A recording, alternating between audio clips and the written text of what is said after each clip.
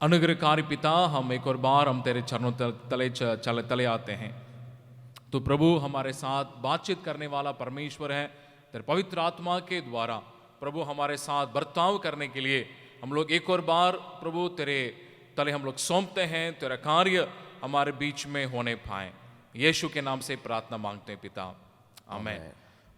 एक और बार प्रभु यीशु मसीह के नाम से सबों को मैं स्वागत करता हूँ। இன்னொரு முறையாக ஆண்டவராகிய இயேசு கிறிஸ்துவின் நாமத்தினாலே உங்கள் அனைவரையும் நான் வரவேற்கிறேன்। इस दिन के लिए जब परमेश्वर के वचन को बांटने के लिए मुझसे कहा गया था, இந்த நாளுக்காக தேவ வசனத்தை பிரசங்கிக்கும்படியாக எனக்கு சொல்லப்பட்ட போது और तुरंत ही मैं अपने मनोमन में मैं प्रार्थना करने लगा, உடனே நான் என்னுடைய மனதிலே நான் ஜெபிக்க ஆரம்பித்தேன்। और तुरंत परमेश्वर मेरे मन में एक शब्द को, एक विचार को परमेश्वर मेरे मन में उभारा। உடனே ஒரு வார்த்தையை, ஒரு தாட் அல்லது எண்ணத்தை என்னுடைய மனதிலே போட்டு ஏவினார்। और जैसे परमेश्वर उस विचार को या उस शब्द को परमेश्वर मन में उभारा, எப்படி தேவனாய கர்த்தர் அந்த வார்த்தையை அல்லது அந்த தாட்டை என்னுடைய மனதிலே போட்டு ஏவினாரோ, और तुरंत मुझे एक वचन भी मेरे मन में याद आया, உடனே ஒரு வசனமும் என்னுடைய மனதில் ஞாபகத்துக்கு வந்தது। और मैं अपने बाइबल को मैं खोला, நான் என்னுடைய வேதாகமத்தை திறந்தேன்। ये इस प्रकार की प्रणाली या इस प्रकार की तरीकाओं को मैं कभी अपनाया नहीं हूँ। நான் இப்படிப்பட்ட ஒரு வழிமுறையை அல்லது இப்படிப்பட்ட வழிநடத்துதலை ஒருபோதும் நான் எனக்காக்கி கொண்டது கிடையாது। मतलब तुरंत मैं खोला तो तुरंत मेरा वो पन्ना जो है, जो वचन और जो शब्द को परमेश्वर मेरे मन में उभारा, उस वहीं पर वो मेरा बाइबल खुल भी गया। நான் வேதாகமத்தை திறந்த பொழுது தேவன் இந்த வார்த்தையை தந்தாரோ, எந்த வசனத்தை தாட்டை என்னுடைய மனதில் போட்டாரோ, அதே பேஜ், அதே பக்கம் என்னுடைய வேதாகமத்தில் திறந்து இருந்தது। मैं कभी ऐसा पन्ना खोल के प्रभु यही वचन करके मैंने कभी इस्तेमाल किया नहीं हूँ। நான் ஒருபோதும் வேதாகமத்தை திறந்து இந்த வசனம் தான் என்று சொல்லி அப்படிப்பட்ட முறையை நான் கையாண்டதே கிடையாது। परमेश्वर ने पहले उस शब्द को दिया और फिर उसके बाद उस वचन को मेरे मन में उभारा, फिर उसके बाद मैंने वचन को खोला तो वही वचन को मैंने पाया। முதலாவது தேவன் அந்த வார்த்தையை கொடுத்தார், திரும்ப அதற்குரிய அந்த தாட் அல்லது தலைப்பை கொடுத்தார், வசனத்தை கொடுத்தார்। அதற்கு பின்பு மூன்றாவது நான் வேதாகமத்தை திறக்கிறேன், அதே வசனம் அதே பகுதி அங்கே காணப்படுகிறது। हम एक नए साल के अंदर हम लोग प्रवेश कर चुके हैं। நாம் ஒரு புதிய ஆண்டுக்குள் நுழைந்து விட்டோம்। जरूर आपके मन में एक नई बातों की उम्मीद आपके अंदर रहता होगा। ஒருவேளை உங்களுடைய மனதிலே புதிய காரியங்களை குறித்ததான ஒரு எதிர்பார்ப்பு இருந்திருக்கலாம்। और कुछ लोगों की आदत है, சிலருடைய பழக்கம் வழக்கம் எப்படியா இருக்கிறது, वे नए साल में कुछ रेजोल्यूशंस ना, नई बातों को वे करने के लिए प्रयत्न करते हैं या विचार करते हैं। அவர்கள் புதிய ஆண்டிற்காக சில தீர்மானங்களை எடுத்து அதன் அடிப்படையிலே அவர்கள் செய்வதற்கு முயற்சி எடுப்பார்கள்। मुझे मालूम नहीं आप में से कितने लोग वो इस 2025 के लिए कुछ न्यू ईयर रेजोल्यूशंस आपने लिया है। எனக்கு தெரியாது உங்களில் எத்தனை பேர் இந்த புதிய ஆண்டிற்காக புதிய தீர்மானங்களை எடுத்து கொண்டிருக்கிறீர்கள் என்று சொல்லி। कुछ लोग प्रति साल उसको करते करते तक चुके होंगे, சிலர் ஒவ்வொரு ஆண்டும் தீர்மானத்தை எடுத்து எடுத்து களைத்து போயும் இருக்கலாம்। कि साल भर में मैं उसको मैं कर नहीं पा रहा हूं तो उसको लेके मुझे क्या फायदा। இந்த ஆண்டு முழுவதும் நான் அதை செய்ய முடியாமலே இருந்திருக்கிறேனே, அப்ப தீர்மானத்தை எடுத்து என்னதான் பிரயோஜனம்? परमेश्वर मेरे मन में इस शब्द को मेरे मन में उभारा था, தேவனாகிய கர்த்தர் இந்த வார்த்தையினுடைய மனதில் போட்டு ஏவினார், न्यू बिगिनिंग करके, புதிய ஆரம்பம் என்று சொல்லி। कि एक नया शुरुआत, புதிய ஆரம்பம்। मैं अब सबको मैं इस बात को मैं कहने के लिए चाहता हूं, எல்லாருக்கும் இந்த காரியத்தை நான் சொல்ல விரும்புகிறேன்। आप और मेरे परमेश्वर नए शुरुआतों की परमेश्वर है। உங்களுடைய என்னுடைய தேவன் புதிய தொடக்கத்தின் தேவன்। हम ना केवल एक नए साल के अंदर हम प्रवेश करते हैं, நாம் ஒரு புதிய ஆண்டுக்குள் பிரவேசிக்கிறது மாத்திரமல்ல, हमारे जीवन में हो या हमारे सेवकाई में हो, நம்முடைய வாழ்க்கையில இருக்கட்டும், ஊழியத்திலே இருக்கட்டும், नए शुरुआतों को, नई बातों को वो करने वाला परमेश्वर है। புதிய துவக்கம் அல்லது புதிய ஆரம்பத்தை அவர் செய்கிற தேவனாய் இருக்கிறார்। एक और आपको उत्साह दिलाने की एक बात को मैं कहने के लिए चाहता हूं, இன்னொரு உற்சாகமூட்டும் காரியத்தை உங்களுக்கு சொல்ல இருக்கிறேன்। मसीह जीवन में ही आप और मेरे लिए एक नया शुरुआत, एक नई आशा की उम्मीद है। கிறிஸ்தவ வாழ்க்கையிலே தான் நமக்கு, உங்களுக்கும் எனக்கும் ஒரு புதிய ஆரம்பமும் ஒரு புதிய நம்பிக்கையும் உண்டு। किसी बात को लेके ये अंत हो चुका है करके हम कह ही नहीं सकते। ஆகையினால எந்த ஒரு காரியத்தையும் சம்பவத்தை வைத்து அதுதான் எல்லாம் முடிந்தது என்று சொல்லி நாம் சொல்லிவிட முடியாது। मेरे आगे के समय में परमेश्वर के वचन से इस अध्ययन को मैं लाने के लिए चाहता हूं। வரப்போகிற இந்த நேரத்திலே நான் இந்த தலைப்பு அல்லது காரியத்துக்குள்ளே உங்களை நடத்த விரும்புகிறேன். आप और मेरे जीवन में एक नए शुरुआत को परमेश्वर कैसा वो करता है. உங்களுடைய என்னுடைய வாழ்க்கையில ஒரு புதிய துவக்கத்தை கர்த்தர் எப்படி செய்கிறார்? How does God does or bring about this new beginning in our life? हमारे जीवन में परमेश्वर नई शुरुआत को किस प्रकार करता है? जो परमेश्वर जो वचन को मेरे मन में उभारा वो है यशायाह नबी की किताब उसका 43 अध्याय और मैं उस वचन को पढ़ना चाहता हूं. उसका 19वां वचन Isaiah chapter 43 and verse 19. தேவன் என்னுடைய மனதிலே போட்டு ஏவன் இந்த வசனத்தை நான் வாசிக்க விரும்புகிறேன். ஏசாயா தீர்க்கதரிசியின் புத்தகம் 43வது அதிகாரம் 19வது வசனம். I'm reading it in English and as well as in Hindi. I'm about to do a new thing. Now it springs forth. Do you not perceive it? I will make a way in the wilderness and rivers in the desert. देखो मैं एक नई बात करता हूं, वह अभी प्रकट होगी, क्या तुम उससे अनजान रहोगे? मैं जंगल में एक मार्ग बनाऊंगा और निर्जल देश में नदियां बहाऊंगा. இதோ நான் புதிய காரியத்தை செய்கிறேன், இப்பொழுதே அது தோன்றும், நீங்கள் இதை அறியீர்களா? நான் வனாந்திரத்திலே வழியையும் அவாந்திர வெளியிலே ஆறுகளையும் உண்டாக்குவேன். मैं इस वचन के आधारित और इस संदर्भ के आधारित 3 बातों को मैं आपके सामने में ले आने के लिए चाहता हूं. நான் இந்த வசனத்தின் அடிப்படையிலே சொல்லப்பட்ட சூழல் அல்லது சந்தர்ப்பத்தின் அடிப்படையிலே 3 காரியங்களை உங்கள் மத்தியிலே கொண்டு வர விரும்புகிறேன். यशायाह नबी इस वचन को किस संदर्भ में इसको लिख रहा है? ஏசாயா தீர்க்கதரிசி எந்த சந்தர்ப்ப சூழ்நிலையிலே இந்த வசனத்தை எழுதுகிறார்? जब परमेश्वर के लोग बाबुल के बंधुआई में जब वे पाए गए தேவ ஜனங்கள் பாபிலோனின் அடிமைத்தனத்துக்குள் இருந்த காலம் और वे पहले से मिस्र के बंधुआई से छुड़ाए गए लोग थे.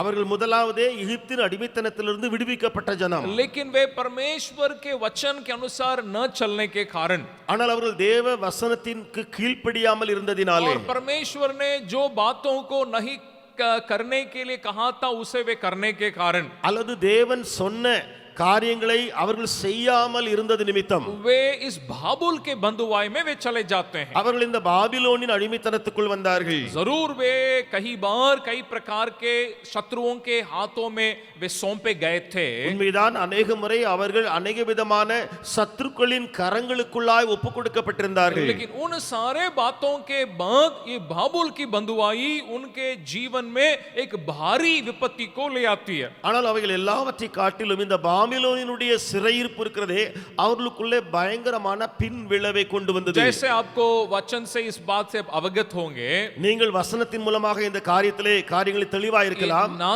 केवल फिर से उनको सौंपा गया, उस वायदा किया हुआ उस जगह से उनको हटाया.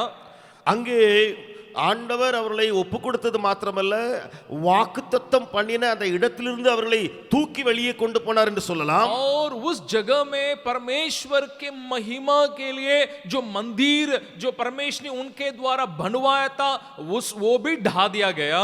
தேவன் அந்த இடத்துல ஒரு பெரிய தேவாலயத்தை கட்டுவித்தாரே, தேவனுடைய மகிமை விளம்பும்படியாக அந்த தேவாலயமும் இடித்து தள்ளப்பட்டது. और परमेश्वर की महिमा उनमें से हटा दिया गया. அதோடு கூட தேவனுடைய மகிமையும் அவர்களிடத்திலிருந்து அந்த இடத்திலிருந்து விலகி போயிற்று. और बाबुल के बंधुआई में होने के कारण लोगों के अंदर से उम्मीद पूरी पूरी पूरी तौर से उनमें से निकल चुकी है. பாபிலோனின் சிறையிருப்புக்குள் போனது நிமித்தமாக அவர்களுக்குள்ளே எந்த ஒரு நம்பிக்கையும் கொஞ்சம் கூட இல்லாமல் போயிற்று. सारी चीजें विनाश हो चुकी हैं. எல்லா காரியமும் முழுவதும் அழிந்து போனது. लेकिन उस संदर्भ में परमेश्वर के वचन भविष्यद्वक्ता यशायाह के द्वारा लोगों के पास आ पहुंचता है. இந்த சந்தர்ப்ப சூழலிலே ஏசாயா தீர்க்கதரிசியின் மூலமாக தீர்க்கதரிசனமான வசனம் அவர்களுக்கு வருகிறது. मैं आपको इस बात को मैं कहने के लिए चाहता हूं, நான் உங்களுக்கு இந்த காரியத்தை சொல்ல விரும்புகிறேன். जैसे मैंने कहा आप और मेरा परमेश्वर नए शुरुआतों का परमेश्वर है. உங்களிடத்தில் ஏற்கனவே நான் சொன்னது போல உங்களுடைய என்னுடைய தேவன் புதிய தொடக்கத்தின் தேவன். जहां उम्मीद नहीं है वहां आप और मेरे लिए एक आशा को देने वाला परमेश्वर है. எங்கே ஒரு நம்பிக்கை நம்பிக்கையுமே இல்லையோ அங்கே தேவன் உங்களுக்காக எனக்காக ஒரு நம்பிக்கையை ஊட்டுகிற தேவன். जहां हम बातें खत्म हो चुकी हैं करके हम सोचते हैं वहीं पर नए बातों को ले आने वाला परमेश्वर है. எங்கே காரியங்கள் முடிந்து போயிட்டே என்று நாம் நினைக்கிறோமோ அங்கேயே தேவன் புதிய காரியங்களை எழும்பச் செய்கிறவர். लेकिन उसे परमेश्वर कैसा करता है, தேவன் அவைகளை எப்படி செய்கிறார்? और मैं 3 शब्दों के आधारित में देने के लिए चाहता हूं. நான் 3 பாயிண்ட்ஸ் குறிப்புகளை 3 வார்த்தைகளை வைத்து பேச இருக்கிறேன். और ये भी मैं अंग्रेजी शब्दों को मैं दे रहा हूं जो NRSV वर्जन में वो पाई जाती है. நான் அதையும் ஆங்கில வேதாகமத்தில் காணப்பட்ட அந்த வெர்ஷன்ல இருந்து அந்த வார்த்தைகளை எடுத்திருக்கிறேன். सबसे पहले उस 19वां वचन को अगर आप देखिएगा, முதலாவது எல்லாரும் அந்த 19வது வசனத்தை பாருங்கள்.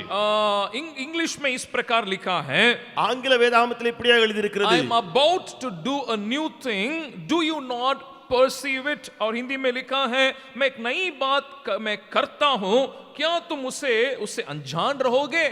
இப்படியாக தமிழிலே இதை நான் வாசிக்கிறேன். இதோ நான் புதிய காரியத்தை செய்கிறேன், நீங்கள் அதை அறியீர்களா? The first word, the thought that I want to bring before you is to perceive or perception. इसका मतलब हम स्मरण करना या धारणा करने की बात को पहले परमेश्वर ले आने के लिए चाहता है. நான் முதலாவது அந்த perceive என்ற அந்த வார்த்தையை சொல்ல விரும்புகிறேன்.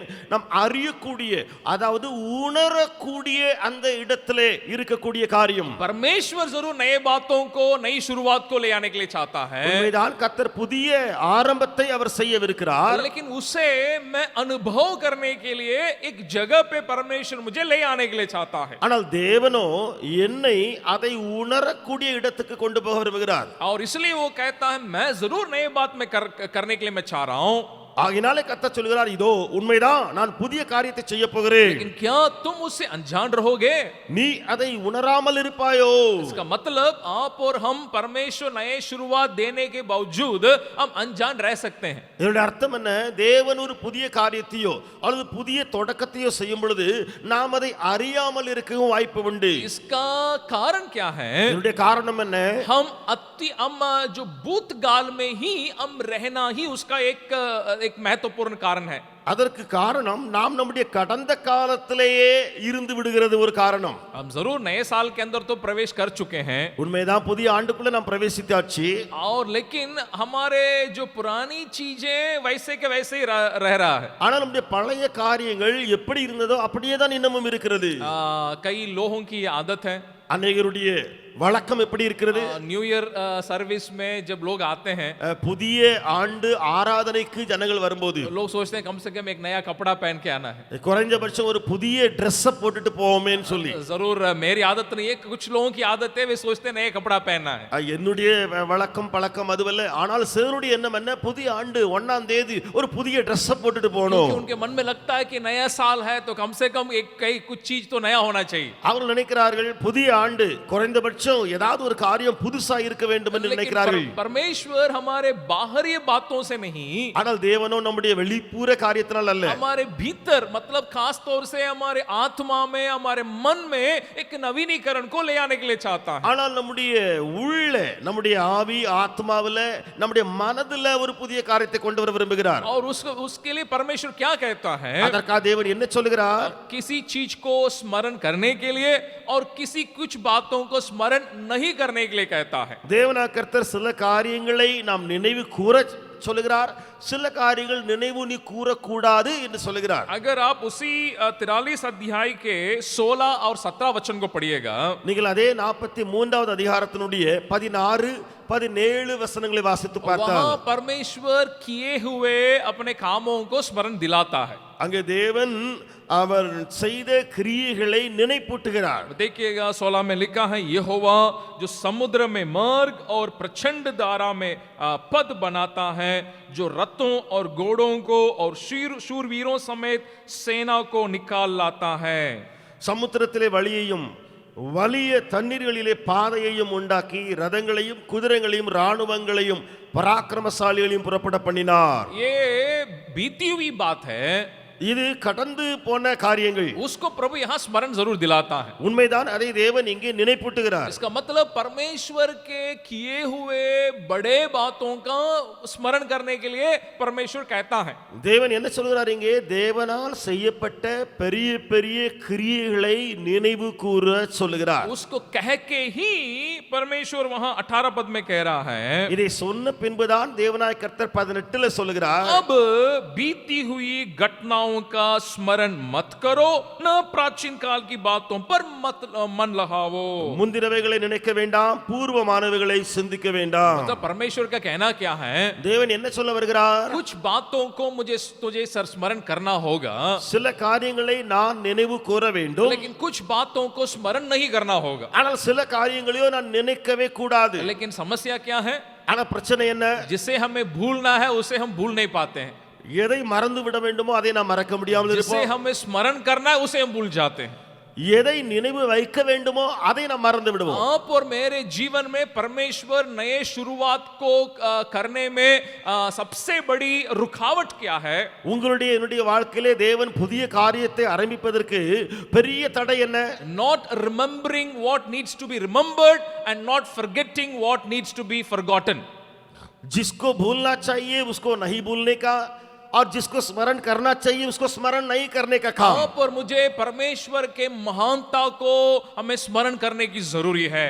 உங்களுக்கும் எனக்கும் தேவனுடைய பலத்த கிரியைகளை நினைவு கூற வேண்டும். लेकिन जो बातें आप और मेरे जीवन में जो निरुत्साह को लाया था या हार को लाया था, उन बातों को हमें भूलने की जरूरी है। அதே வேளையிலே உங்களுடைய என்னுடைய வாழ்க்கையிலே சோர்வுக்குள்ளாக்கின காரியங்கள் அல்லது தோல்விக்குள்ளாக்கின காரியங்களை நாம் மறந்து விட வேண்டும். अगर उन बातों को अगर हम स्मरण करते रहेंगे, அந்த காரியங்களை நாம் நினைவு கொண்டே வந்தால், जो परमेश्वर आप और मेरे जीवन में नए शुरुआत को देने के लिए चाहता है, उसमें हम प्रवेश नहीं कर पाएंगे। தேவனாய கர்த்தர் நம்முடைய வாழ்க்கையில புதிய காரியத்தை செய்ய போகிற சொல்கிறாரே, அதை நம்முடைய வாழ்க்கையில காண முடியாது. और वैसे बातों को स्मरण करना क्या करता है?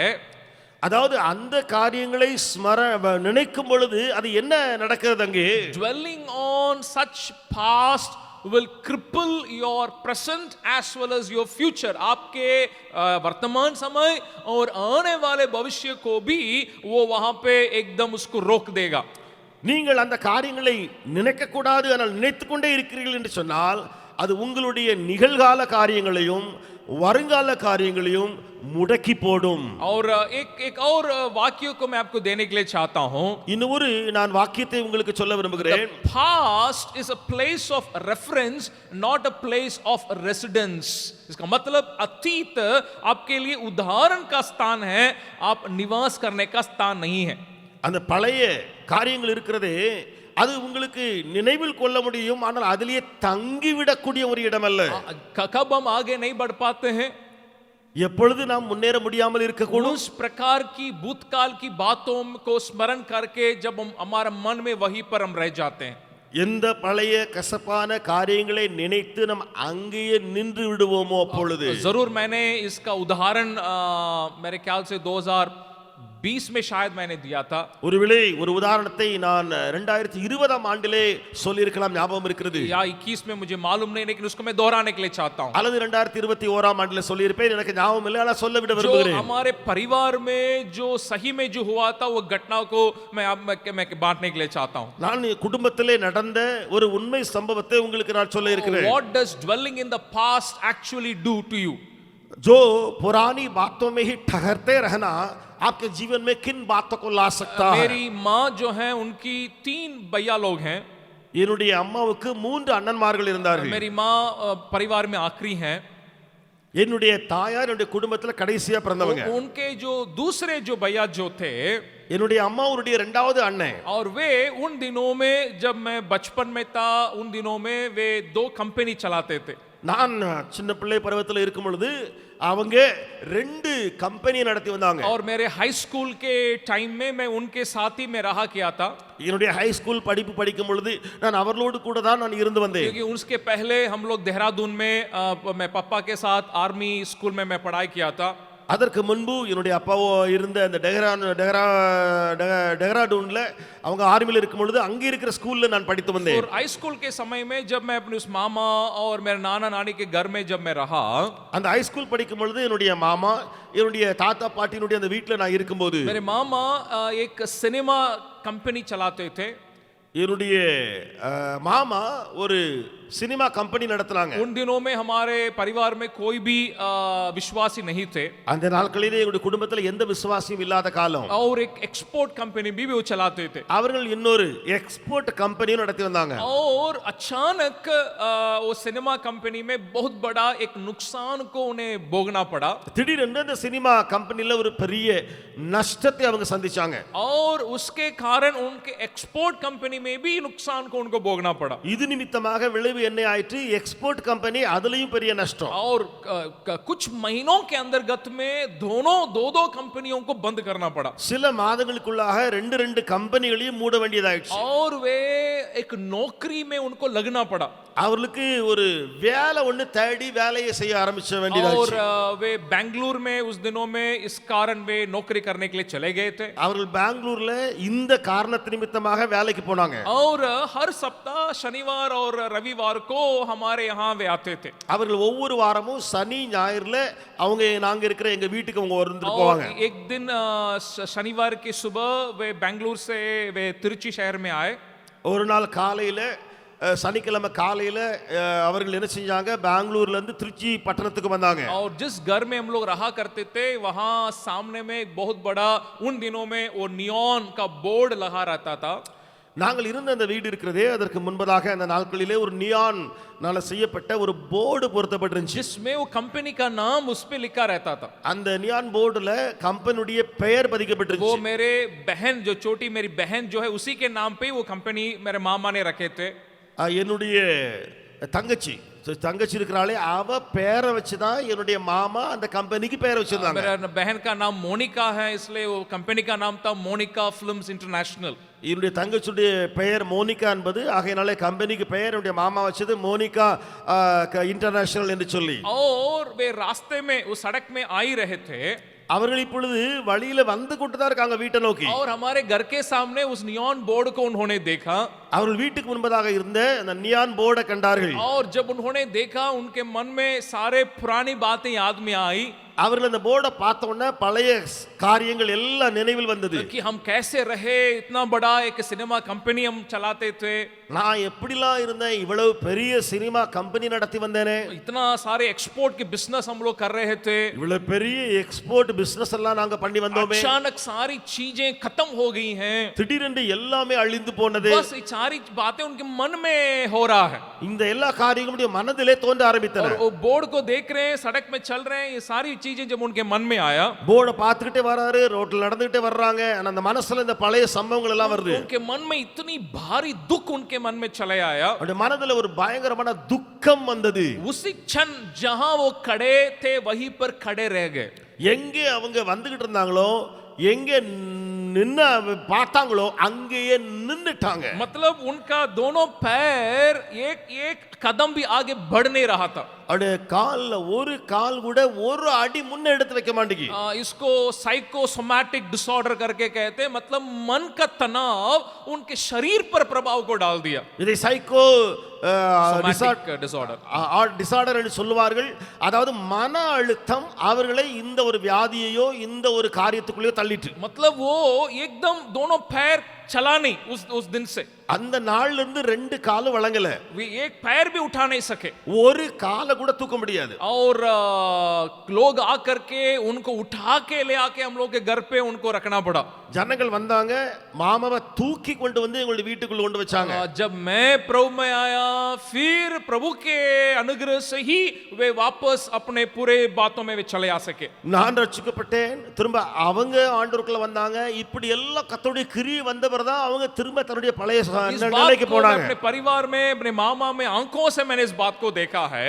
நான் இந்த காரியத்தை என்னுடைய மாமாவில என்னுடைய குடும்பத்துல கண்ட ஒரு காட்சி. उस पुरानी बातों को स्मरण करना कैसे एक व्यक्ति को जहां है वहीं पर उनको खड़ा कर देता है. ஐயோ, நடந்த காரியம் என்ன, ஒரு மனிதன் பழைய அந்த சம்பவத்தை நினைக்கும் பொழுது அவன் எங்கே இருக்கிறானோ அங்கேயே அவனை நிறுத்தி விடுகிறது. मैं आपको कहने के लिए चाहता हूं, परमेश्वर आपके जीवन में इस नए साल में एक नए शुरुआत को आपके बातों में देने के लिए वो जरूर चाहता है. நான் உங்களுக்கு சொல்ல விரும்புகிறேன், இந்த புதிய ஆண்டிலே ஒரு புதிய காரியத்தை அல்லது புதிய துவக்கத்தை கர்த்தர் உங்களுடைய வாழ்க்கையில் செய்ய போகிறார். उसे तब तक परमेश्वर नहीं कर सकता जब तक आप उन भूलने वाले बातों को आप न भूलेंगे. நீங்கள் மறந்து போகக்கூடிய காரியங்களை எதுவரைக்கும் மறக்காமல் இருக்கிறீர்களோ அதுவரைக்கும் தேவன் இந்த புதிய காரியத்தை செய்ய முடியாது. साथ ही जब आप परमेश्वर की महानता को मात्र आप स्मरण करेंगे, आपके जीवन में वो नए शुरुआत को वो ला सकता है. அப்படியே தேவனுடைய பலத்த பெரிய அற்புத கிரியைகள் அவைகளை நினைவு கூறாமல் இருந்தாலும் நீங்கள் இந்த புதிய காரியத்தை பார்க்க முடியாது. परमेश्वर के लिए बड़े बड़े बातों को किया हुआ एलिया भविष्यवक्ता भी एक वक्त में वही वो एक निरुत्साह हो गया है. தேவனுக்காக பெரிய பெரிய காரியங்களை சாதித்த எலியா தீர்க்கதரிசியும் கூட ஒரு இடத்திலே சோர்ந்து போய்விட்டார். लेकिन उसे आगे वो बढ़ने के लिए, ஆனால் அதிலிருந்து தொடர்ந்து முன்னேறி செல்ல उसे जो बातों ने उसे निरुत्साह किया, जो बातों ने उसे बैठा दिया, उसे उसको भूलने की जरूरी था. எந்த காரியங்கள் அவனை உற்சாகத்திலிருந்து தள்ளி போட்டதோ அல்லது எந்த காரியங்கள் அவனை சோர்வுக்குள்ளாக்கி விட்டதோ அந்த காரியங்களிலிருந்து அவன் விடுதலை பெற வேண்டியதா இருந்தது. परमेश्वर उससे इस बात को कहना पड़ा, தேவனுக்கு இந்த காரியத்தை சொல்ல வேண்டியதாயிடுச்சு. ये एलिया तुम्हें डराने वाले उस एक अहाब और एसेबेल के बारे में तुम सोचना मत. எலியாவே, உன்னை பயமுறுத்துகிற அந்த ஏசேபேலின் வார்த்தைகள் அல்லது ஏசேபேலை நீ நினையாமல் இரு. लेकिन तुम्हारे लिए कई और लोगों को मैं तुम्हारे लिए इस भविष्य में रखा हूं. ஏனென்றால் உனக்காக நான் अनेகம் பேரை எதிர்காலத்திலே மீதமாய் வைத்திருக்கிறேன். वैसे ही अपने खुद की भूतकाल की गलती को पत्रस को भूलना जरूरी है. அப்படியே பேதுருவை பார்த்தோம் என்று சொன்னால் அவனுடைய பழைய காலத்தில் அவன் செய்த தவறு அந்த காரியங்களை அவன் மறக்க வேண்டி இருக்கிறது. और उसके गलती ने पत्रस को यहां तक ढकेल दिया. அவனுடைய தவறு பேதுருவை அங்கே வரைக்கும் கொண்டு போய் தள்ளிட்டு, मैं कुछ भी प्रभु के लिए कर नहीं सकता. நான் என்ன முன்னேறி செய்ய முடியும் ஆண்டவருக்காக? इसलिए मैं वापस अपने पुराने बातों में मैं चले जाता हूं. ஆகையாலே என்னுடைய பழைய அந்த தொழில் பழைய சம்பவத்துக்கு போய் விடுகிறேன். लेकिन वहां प्रभु यीशु मसीह वहां आया. ஆனால் இயேசு கிறிஸ்து அங்கேயும் வந்தார். क्योंकि उसके बुलाहट पत्रस के जीवन में हो या आप और मेरे जीवन में हो, वो बदलता नहीं है. ஏனென்றால் அவருடைய அழைப்பு பேதுருடைய வாழ்க்கையில இருக்கட்டும் உங்களுடைய என்னுடைய வாழ்க்கையில இருக்கட்டும் மாறாதது. और वापस उसी जगह में आके वापस फिर उस पत्रस को परमेश्वर ने उठाया. இயேசு அந்த இடத்துக்கு பேதுருவின் இடத்துல போய் திரும்ப அங்கே இருந்து பேதுருவை தூக்கி எடுத்தார். और वो घटना पत्रस को इस बात को स्मरण दिलाया होगा. அந்த சம்பவம் பேதுருவுக்கு இந்த காரியத்தை ஞாபகத்துக்கு கொண்டு வந்திருக்கும். कि पहली बार जब मेरे स्वामी प्रभु यीशु मसीह ने मुझे पकड़ा था, முதலாவது முறை தேவனாய் இயேசு கிறிஸ்து என்னை பிடித்தாரே, वहां भी मैं मछली को पकड़ते हुए मैं हार गया था. இப்பொழுது நான் மீன் பிடிக்க வந்தவன் தோற்று போனேன். और अब भी मैं वही हालत में मैं पाया गया हूं. இப்பொழுதும் அதே நிலைமையில் தான் இங்கேயும் காணப்படுகிறேன். और उसको क्यों यीशु मसीह ने फिर दोहराया? ஏன் ஆண்டவராய் இயேசு கிறிஸ்து அதை திரும்ப அதை சொல்லி காட்டினார்? ताकि वो पत्रस इस बात को स्मरण कर सके.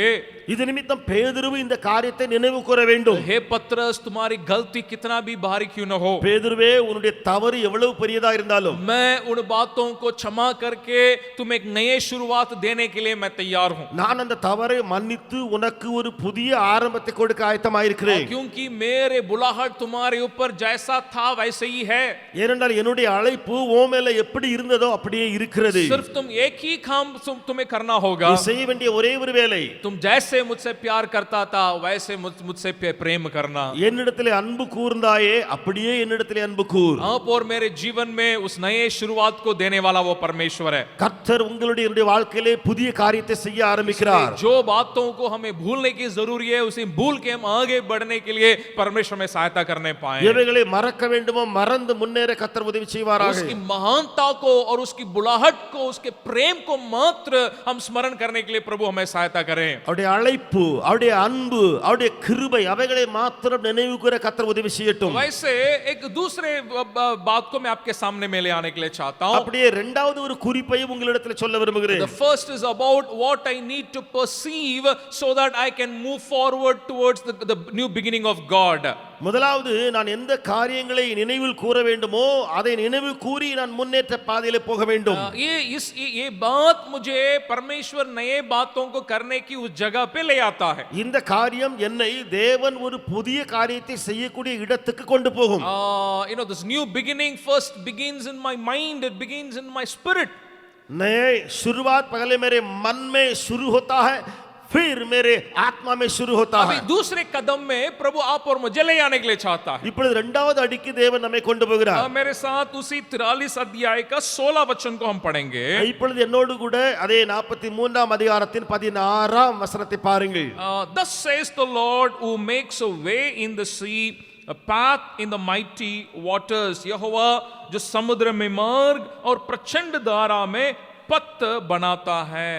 சமுத்திரத்திலே வழியையும் வலிய தண்ணீர்களிலே பாதையையும் உண்டாக்குகிறவர். दूसरा इस शब्द को इस वचन के आधारित में देने के लिए चाहता हूं. இரண்டாவது இந்த வார்த்தையை இந்த வசனத்தின் அடிப்படையில் கொடுக்க விரும்புகிறேன். The first what was to perceive, the second is the path. முதலாவது perceive என்று சொல்லி சொன்னேன், இரண்டாவது path என்று சொல்லுகிறேன். मतलब परमेश्वर जब आप और मुझे उस हमारे मन में और हमारे आत्मा में नया बना देता है. அதாவது தேவன் முதலாவது நம்முடைய ஆவியில நம்முடைய ஆத்மாவில மனதில புதிதாக்குதலை செய்த பின்பு अभी अब हम उस रास्ता को अभी आगे हमारे लिए वो बनाता है. இப்பொழுது ஒரு வழியை நமக்கு முன்பதாக உண்டாக்குகிறார். लेकिन अभी बाबुल में के बंधुआए में रहने वाले लोगों के पास एक सवाल है. இப்பொழுது பாபிலோனிலே சிறையிருப்புல இருக்கிற அந்த ஜனங்களுக்குள்ளே ஒரு பெரிய கேள்வி எழும்புகிறது. अभी हम कैसे वापस जाएंगे? இப்போ நாம் எப்படி திரும்பி போவோம்? क्योंकि वे तो बंदी बना के यहाँ पे लेके आए थे. ஏனென்றால் அவர்கள் சிறை பிடித்துக் கொண்டெல்லாம் நம்மளை கொண்டு வந்திருக்காங்க. उनको मालूम है कि रास्ता कठिन है. அவருக்கு நன்றாய் தெரியும் வழி கடினமானது. उनके सामने तीन प्रकार की चुनौतियां थी. அவர்களுக்கு முன்பதாக மூன்று விதமான சேலஞ்சஸ் இருந்தன. अगर आप 19 और 20 वचन को अगर आप पढ़ेंगे, நீங்கள் 19 20வது வசனங்களை வாசித்தால், मैं उस वचन को पढ़ रहा हूं. I am about to do a new thing, now it springs forth, do you not perceive it? I will make a way in the wilderness and rivers in the desert. The wild animals will honor me, the jackals and the ostriches, for I give water in the wilderness, rivers in the desert, to give drink to my chosen people. देखो मैं एक नई बात करता हूं, वह अभी प्रकट होगी, क्या तुम उनसे अनजान रहोगे? मैं जंगल में एक मार्ग बनाऊंगा, निर्जल देश में नदियां बहाऊंगा. गीदड़ और शुतुर्मुर्ग आदि जंगली जंतु मेरी महिमा करेंगे, क्योंकि मैं अपनी चुनी हुई प्रजा के पानी के लिए पीने के लिए जंगल में जल, निर्जल देश में नदियां बहाऊंगा. இதோ நான் புதிய காரியத்தை செய்கிறேன், இப்பொழுது அது தோன்றும், நீங்கள் அதை அறியீர்களா? நான் வனாந்திரத்தில் வழியையும் அவாந்திர வெளியிலே ஆறுகளையும் உண்டாக்குவேன். நான் தெரிந்து கொண்ட என் ஜனத்தின் தாகத்துக்கு வனாந்திரத்தில் தண்ணீர்களையும் அவாந்திர வெளியிலே ஆறுகளையும் உண்டாக்குவதனால் காட்டு மிருகங்களும் வலு சர்ப்பங்களும் கோட்டான் குஞ்சுகளும் என்னை கனமண்ணும். यहाँ 3 चुनौतियों को परमेश्वर वहां पे कहता है. இங்க 3 சேலஞ்சஸை கர்த்தர் சொல்கிறார். मैं इस वचन को पढ़ते हुए समय ये प्रगटीकरण को परमेश्वर मेरे मन में लाया. இந்த வசனத்தை வாசிக்கும் பொழுது தேவன் இந்த வெளிப்பாட்டை எனக்கு தந்தார். जो बातों को मैं बाधा या चुनौती करके मैं सोचता हूं, நான் எந்த காரியங்களை கண்டு பயப்பட்டேனோ, பெரிய சவால் சேலஞ்ச் என்று பயந்திருந்தேனோ, उसको परमेश्वर जानता है. அதை தேவன் அறிந்திருக்கிறார். और हम उपवास प्रार्थना में उस मुद्दे के आधारित पूरे जेम्स के परिवार इकट्ठे हुए थे.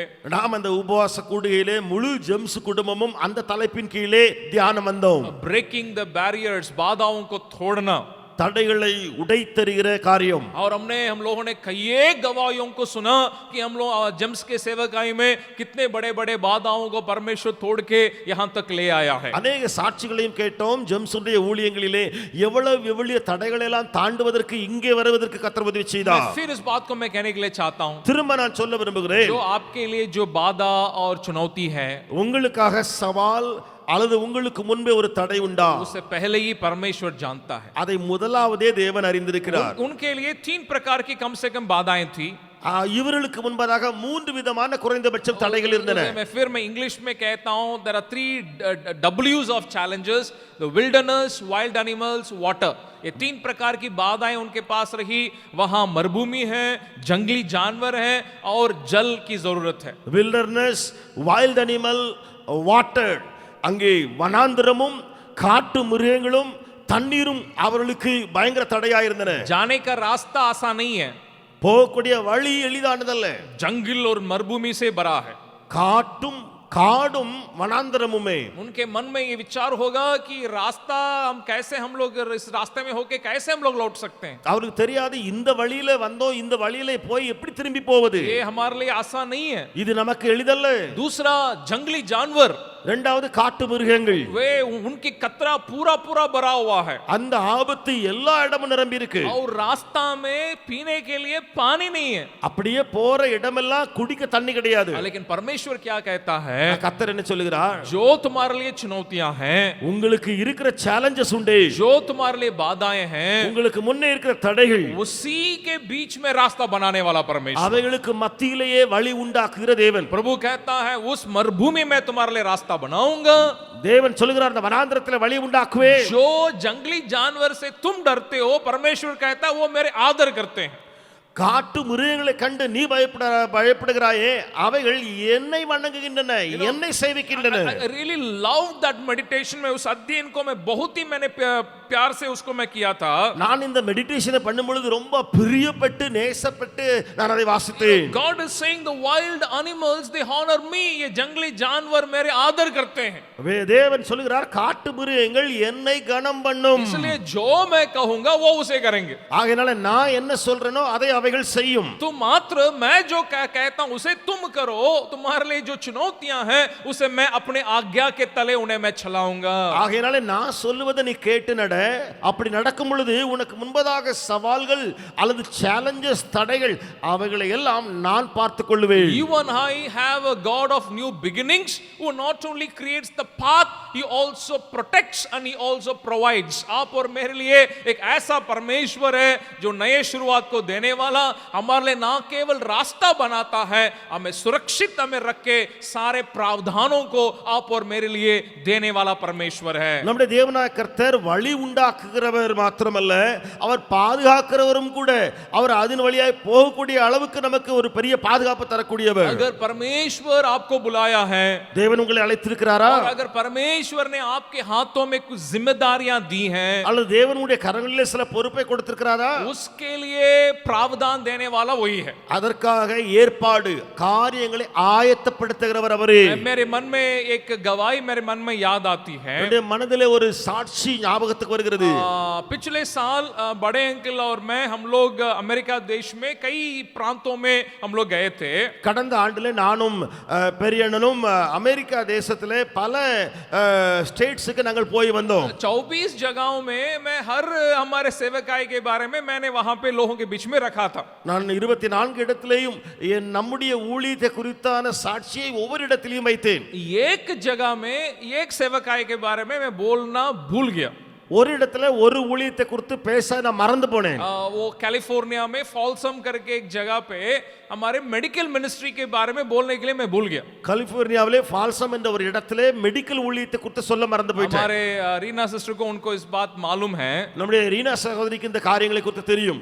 और सारी चीजें खत्म हो गई और वहां एक परिवार, एक पति पत्नी हम लोगों के पास आए थे. எல்லா மீட்டிங் முடிந்தது. அங்கே ஒரு குடும்பத்துல पुरुषन मनेवी ரெண்டு பேரும் வந்தார்கள் தம்பதி. वे पूछ रहे हैं आप तो सारे इतने सारे सेवकाई के बारे में बताया, जेम्स में क्या आप लोग मेडिकल मिनिस्ट्री सेवकाई कुछ करते हैं क्या? அவர்கள் கேட்டார்கள், நீங்கள் ஜெம்ஸ்ல இவ்வளவு பெரிய ஊழியங்களை குறித்தெல்லாம் சொன்னீர்கள், அப்படின்னா ஜெம்ஸ்ல மெடிக்கல் ஊழியம் ஏதாவது செய்றீங்களா? बोला यो भैया माफ करिए, मैं सब कुछ सारे जगह में बोला, पता नहीं यहाँ मैं मेरे मन से उतर गया, मैं बोलना भूल गया. அப்பொழுது நான் சொன்னேன், அண்ணா கொஞ்சம் மன்னிச்சுடுங்க, நான் எல்லா இடத்துலயும் இதை குறித்து சொல்லி இருக்கிற வேலை நான் கரெக்டா சொன்னேன், ஆனா இங்க சொல்லும்போது அதை மறந்துட்டேன். वे तुरंत वो इस बात को कहने लगे. உடனே அவர்கள் சொன்ன காரியம், हम लोग एक जो टेलीमेडिसिन करके जो कहते हैं उसके लिए हम लोग सॉफ्टवेयर बनाते हैं. आप लोगों के लिए अगर वो ऐसा सेवकाई है तो हम लोग उसको करके देने के लिए चाहते हैं. நாங்கள் டெலிமெடிசின் என்ற ஒரு அந்த காரியத்துக்காக சாஃப்ட்வேர் உண்டாக்குகிறவர்கள். நீங்கள் அப்படிப்பட்ட ஒரு ஊழியத்தை செய்கிறவர்களா என்று சொன்னால் நாங்கள் அதை கொடுப்பதற்கு ஆயத்தமாக இருக்கிறோம். और परमेश्वर की दया से தேவ கிருபையினாலே एक हमारे बड़े अंकल के द्वारा इस नए दशक के लिए एक नई रणनीति के रूप में ये टेलीमेडिसिन की सेवकाई दिया गया था. நம்முடைய பெரிய அங்கிள் மூலமாக இந்த அடுத்த 10 ஆண்டுகளுக்காக ஒரு புதிய ஊழிய முறைமையிலே இந்த டெலிமெடிசின் என்று சொல்லி ஒரு காரியம் और ஆயத்தப்படுத்திருக்கிறது. वे हम जेम्स के लिए ना केवल वो सॉफ्टवेयर को कस्टमाइज करके दिए, मुफ्त में वो बना के हम लोगों के लिए दिए. அவர்கள் ஜெம்ஸுக்காக இந்த ஆஃபரை அவர்கள் உருவாக்கி கொடுத்தது மாத்திரமல்ல, அதை இலவசமாய் கொடுக்க முன் வந்தார்கள். आप और मेरा परमेश्वर कितना महान और कितना भला है. உங்களுடைய என்னுடைய தேவன் எவ்வளவு பெரியவர் வல்லவர்.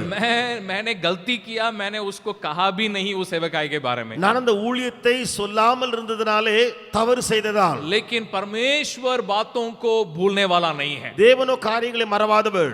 और उसने हम वहां पे उस प्रावधान को पहले से ही तैयार करके रखा था. தேவனாய கர்த்தர் அங்கே அந்த குடும்பத்தை அந்த காரியத்தை முதலாவதே ஆயத்தம் பண்ணி வைத்திருந்தார். और मेरे लिए ना केवल नए शुरुआत की नए रास्ताओं को बनाने वाला, உங்களுடைய என்னுடைய தேவன் புதிய ஆரம்பத்தை காட்டி புதிய வழியை உண்டாக்குறது மாத்திரமல்ல, उसके लिए हमें प्रावधान देके सुरक्षित करने वा रखने वाला वो परमेश्वर है. நமக்கு காரியங்களை அதற்காக ஆயத்தம் பண்ணி கொடுத்து நம்மை பாதுகாக்கிறவரும் கூட. और कितना भला आप और मेरा परमेश्वर है. நம்முடைய தேவன் எவ்வளவு நல்லவர். इस साल के लिए हमने इस वायदा को पाया कि we are safe under his wings.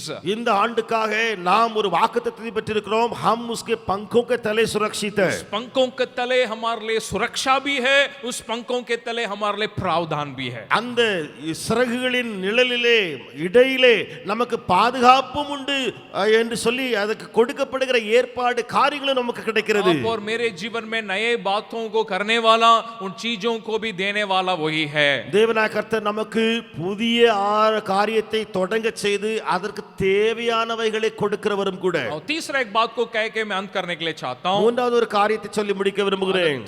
The third word or the third step is about the purpose. Purpose, மூன்றாவது அடி அல்லது மூன்றாவது ஒரு காரியம் பர்பஸ். इसका मतलब परमेश्वर इस नए शुरुआत को, नए बातों को क्यों करने के लिए चाहता है.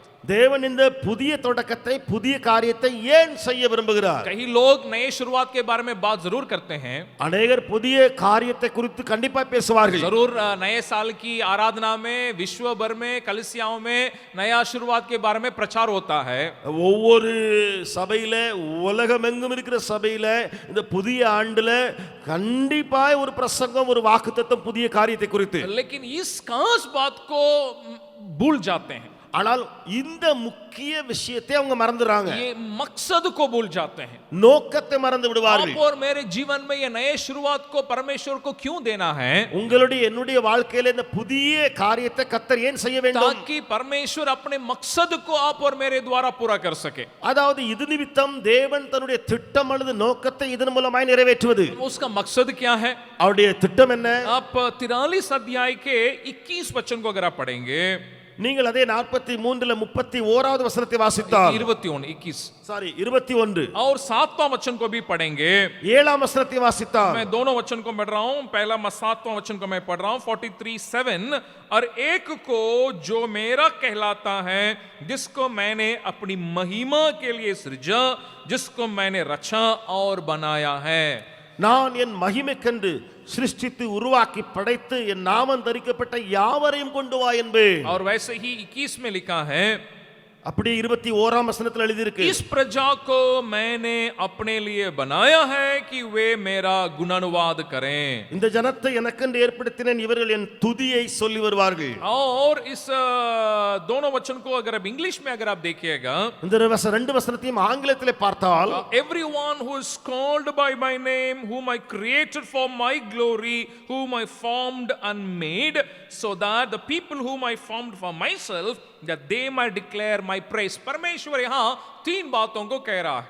தேவன் இங்கே 3 காரியங்களை சொல்லுகிறார். मैं इंग्लिश में कह के फिर मैं हिंदी में कहने के लिए चाहता हूँ. நான் ஆங்கிலத்தில் சொல்லி திரும்ப நான் ஹிந்தியில சொல்லுவேன். इस बात को हमें कभी भूलना नहीं है. இந்த காரியத்தை ஒருபோதும் மறக்க கூடாது. आप और मैं परमेश्वर के मकसद के लिए हम बनाए गए हैं. நீங்களும் நானும் தேவனுடைய திட்டத்துக்காக உருவாக்கப்பட்டிருக்கிறோம். हमारे सारे, हमारे जीवन हो, हमारे कार्य हो, हमारा सेवकाई हो, நம்முடைய வாழ்க்கையா இருக்கட்டும், நம்முடைய காரியமா இருக்கட்டும், நம்முடைய ஊழியமா இருக்கட்டும், हमारा परिवार हो, நம்முடைய குடும்பமா இருக்கட்டும், बच्चे हो, நம்முடைய பிள்ளைகளா இருக்கட்டும், सब के सब परमेश्वर के मकसद के लिए நாம் எல்லோரும் சிருஷ்டிக்கப்பட்டது தேவனுடைய திட்டத்துக்காக.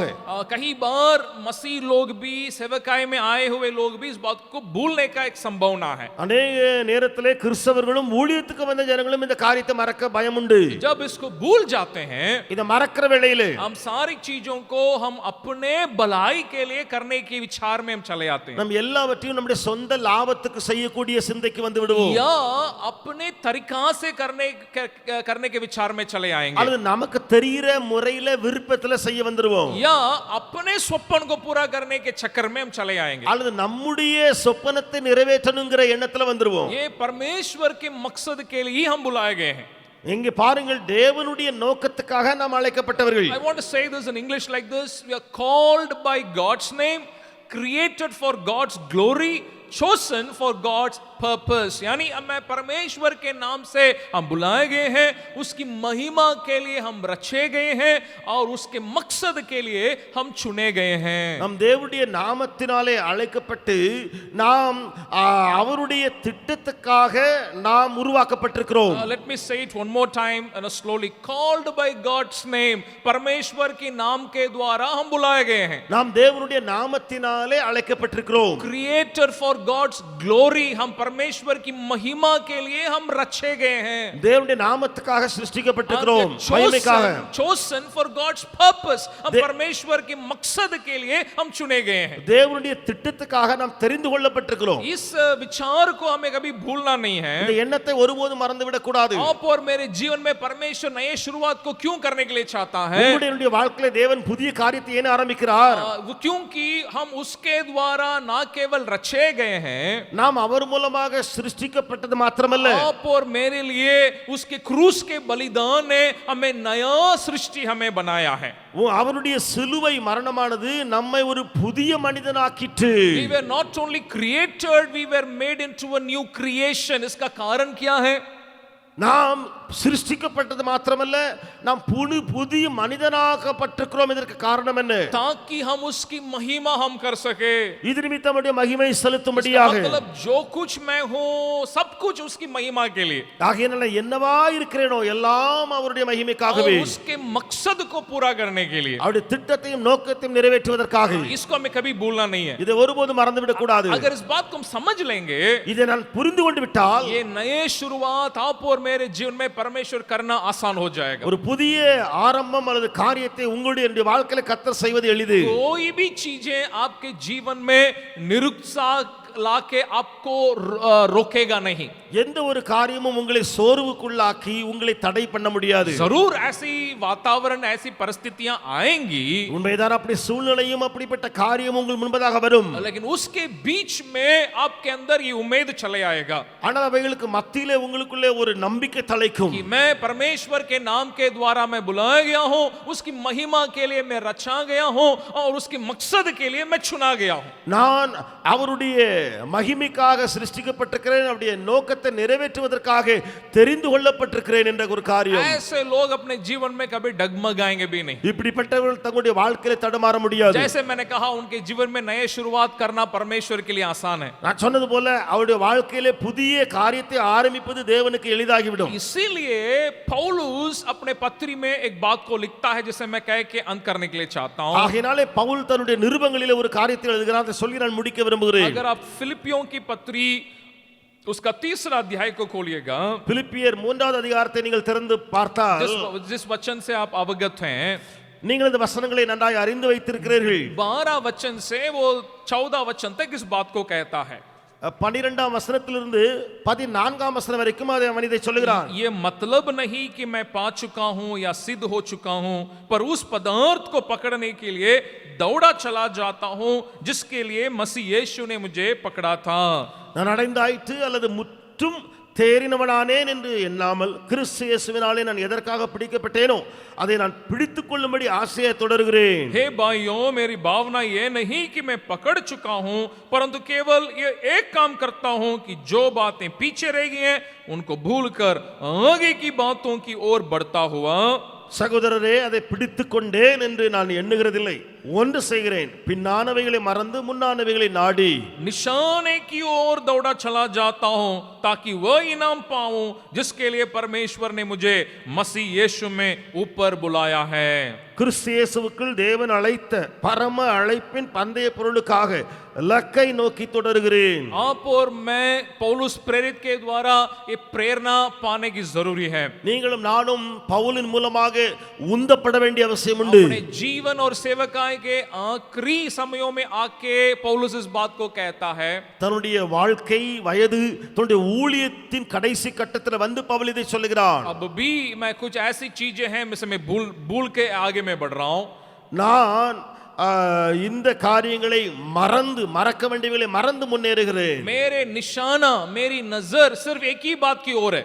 என்னுடைய பார்வை வெறுமனே ஒரே ஒரு காரியத்தின் மேலே இருக்கிறது. जिस कार्य के लिए यीशु ने मुझे पकड़ा है उसे मैं पूरा करने के लिए चाहता हूं। கிறிஸ்து இயேசுவினால் நான் எதற்காக பிடிக்கப்பட்டேனோ அதை நான் பிடித்துக் கொள்ளும்படி. It's very well worded in the NRSV English version. It says I press on to make it my own in the 12th verse, and the 14th verse says to press on toward the goal. वो दो चीजों को कहता है जिसके लिए परमेश्वर ने मुझे पकड़ा उसी को मैं पाने के लिए मैं आगे मैं दौड़ रहा हूं। எதற்காக நான் பிடிக்கப்பட்டேனோ அதை நான் பிடித்துக் கொள்ளும்படி 14வது வசனத்திலே அவன் சொல்கிறான், தேவன் அழைத்த பரம அழைப்பின் பந்தய பொருளுக்காக லக்கை நோக்கி.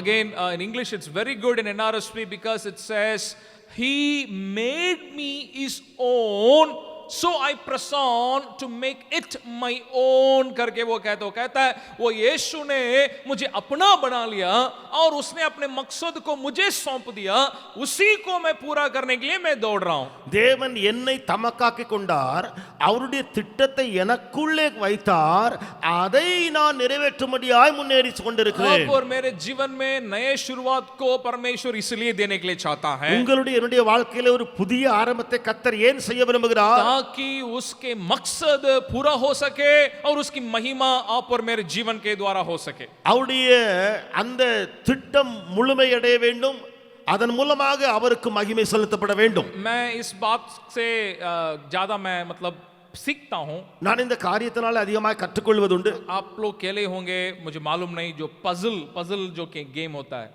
பசில் என்று சொல்லி ஒரு கேம் விளையாடுவாங்க. जिसमें एक बड़ा चित्र को छोटे छोटे टुकड़े में डाल के बक्सा में रहता है। அதாவது ஒரு பெரிய படம், இவ்வளவு பெரிய பேப்பர்ல இருக்கக்கூடிய படம் தான் அது, சின்ன சின்ன துண்டு துண்டா வெட்டி ஒரு சின்ன பாக்ஸ்ல போட்டு வச்சிருப்பாங்க. कभी कभी मैं अपने बेटे के लिए वो ला के देता हूँ। சில நேரங்களில் என்னுடைய மகனுக்காக அந்த கேம் பாக்ஸை வாங்கி கொடுப்பேன். बहुत रुचिदायक उसको वो खेलता है। அவன் ரொம்ப மனம் விட்டு அந்த விளையாட்டை விளையாடுவான். कभी अगर आप मान लीजिए 1000 पीस है, जोड़ने में बहुत समय तो लगता है जरूर।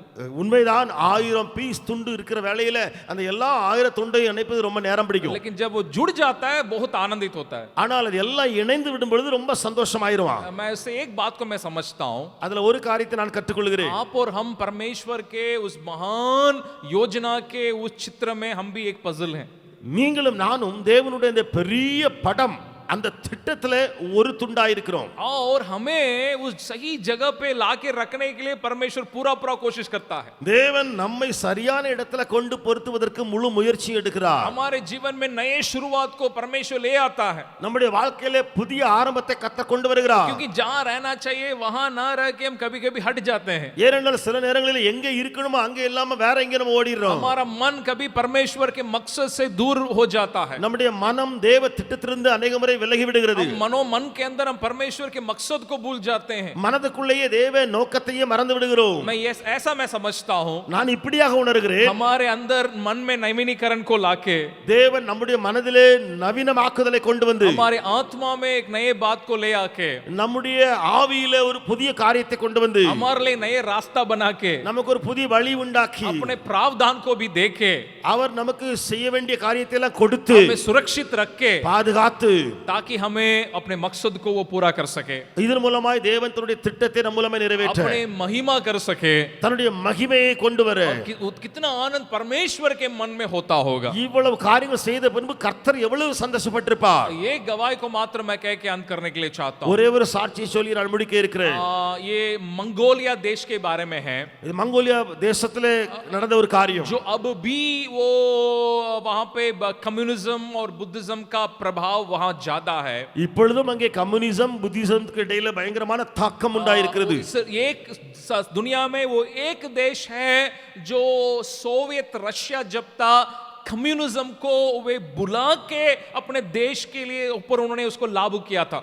இந்த ஒரே ஒரு தேசம்தான் அந்த ரஷ்யாவிலே அந்த கம்யூனிசம் இருந்ததே அதை அப்படியே கொண்டு வந்து தன்னுடைய தேசத்திலே அறிமுகப்படுத்தினார்கள், அமல்படுத்தின ஒரு மங்கோலியா நாடு। In the year 1921 Mongolia brought communism and made it as a state rule. 1921 साल में वहां उस रशिया से कम्युनिज्म को लाके हमारे देश में इसका मंगोलिया में कि एक रूल उन्होंने बनवाया। उसके पहले वहां पे पूरा पूरा बौद्ध धर्म था।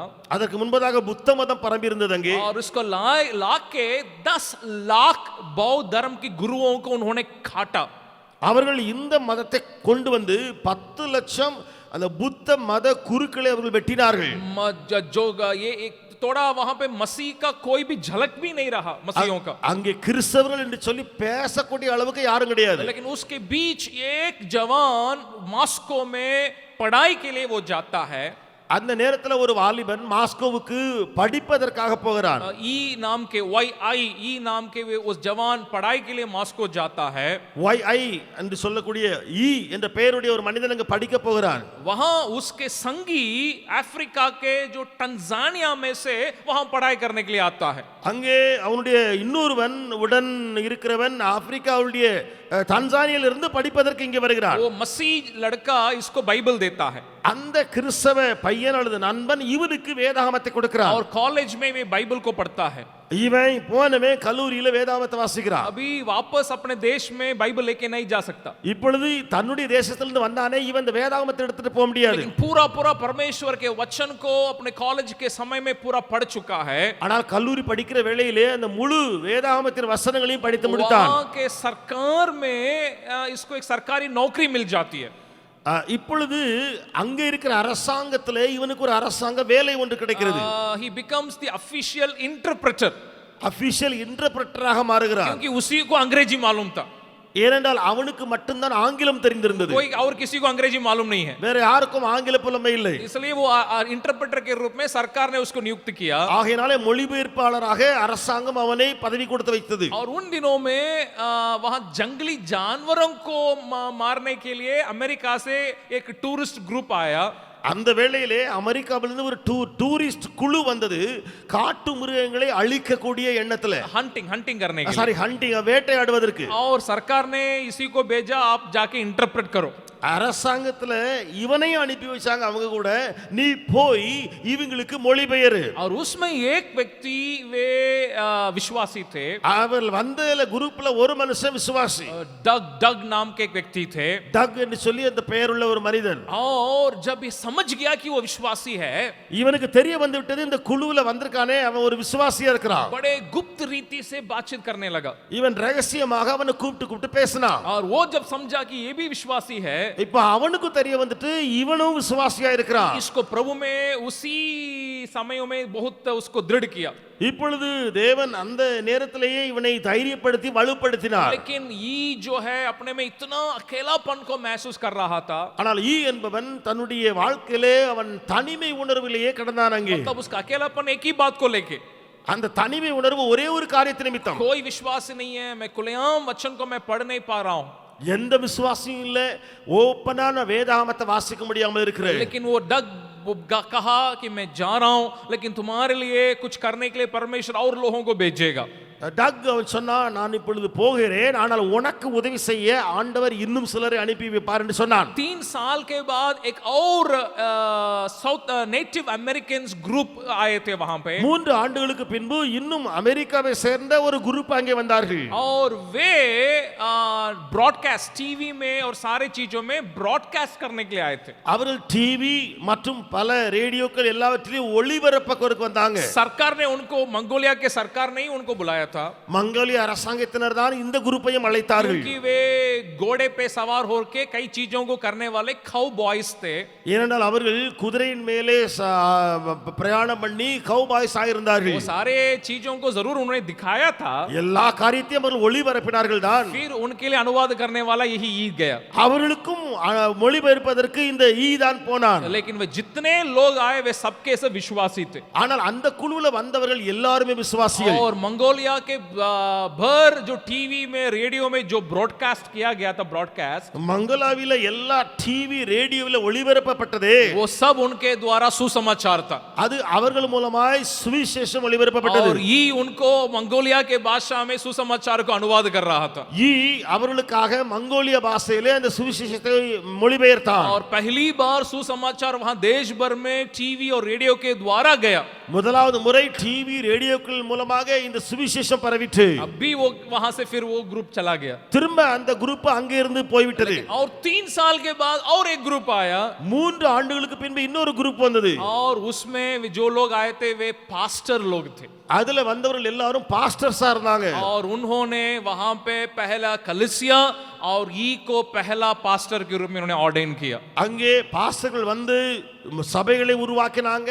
அதுல ஈய முதலாவது பாஸ்டராக ஆர்டைன் பண்ணாங்க. 1990 में ये बात हुई. 1990ல இந்த காரியம் நடந்தது. एक इतने बड़े एक मसीही सुसमाचार के लिए, प्रभु के सुसमाचार के लिए विरोध देश में, ஒரு பெரிய தேவனுடைய சுவிசேஷத்துக்கு விரோதமாய் இருந்த தேசத்துல अब सही में वहां पे रास्ताएं नहीं है, इतनी बर्फीली और इतनी पहाड़ी इलाका है. உண்மையிலேயே வழி ஒண்ணு கிடையாது, முழுவதும் பனி பிரதேசமான ஒரு நாடு. लेकिन परमेश्वर अपने मकसद को पूरा करने के लिए एक व्यक्ति को परमेश्वर चुन लिया. ஆனால் தேவன் தன்னுடைய திட்டத்தை நிறைவேற்ற ஒரே ஒரு மனிதனை தெரிந்து கொண்டார். और उस व्यक्ति के द्वारा अपने कार्य को करने के लिए सारे चीजों को परमेश्वर करता है. அந்த மனிதன் மூலமா எல்லாவற்றையும் செய்வதற்கு கர்த்தர் அங்கே கிரியை நடப்பித்தார். और वहीं से एक नया शुरुआत ना केवल उस व्यक्ति के जीवन में, उस देश के लिए परमेश्वर उसके द्वारा कर सका. அங்கே இருந்து ஒரு புதிய காரியம் அந்த மனிதனுடைய வாழ்க்கையில மாத்திரமல்ல அந்த முழு தேசத்திலேயும் ஆரம்பித்தது. इस बात को कह के मैं आपको उत्साह दिलाने के लिए चाहता हूं. இந்த காரியத்தை சொல்லி நான் உங்களை உற்சாகப்படுத்த अगर விரும்புகிறேன். आप और मैं इस बात को अगर हम समझ लेते हैं कि मैं उसकी महिमा के लिए, उसके मकसद